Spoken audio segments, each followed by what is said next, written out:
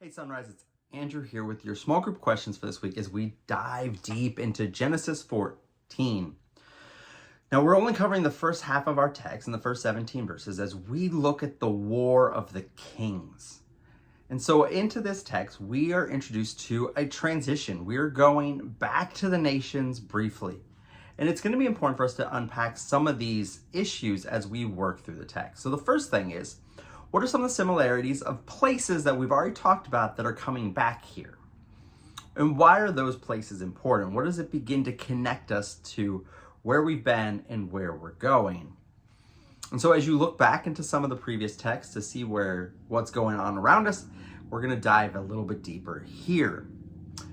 So what do we see taking place in the text, and why is this important for our understanding of who Abram is? What does this pericope, this story, ultimately tell us about Abraham? So as you think about him, as you read the text, you'll also see Lot will come back into play here. Lot becoming a key figure here when we bring in the Jordan Valley cities. We see a transition.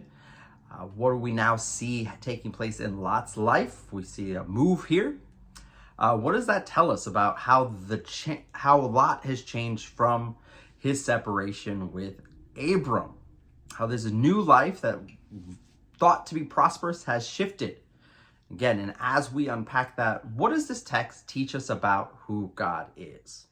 So as we look at the text, we see a couple things clearly that we should unpack.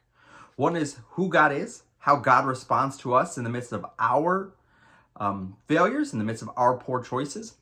But also, even in the midst of this, how then do we respond to others in their poor choices? How do we engage our brothers and sisters in the midst of their own folly?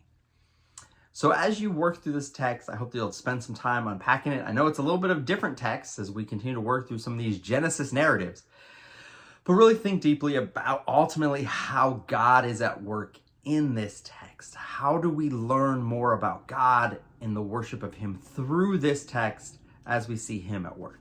Hope that you'll spend some time in this, send some good discussion in our small groups, and then hope to see you guys throughout the week. Have a blessed weekend.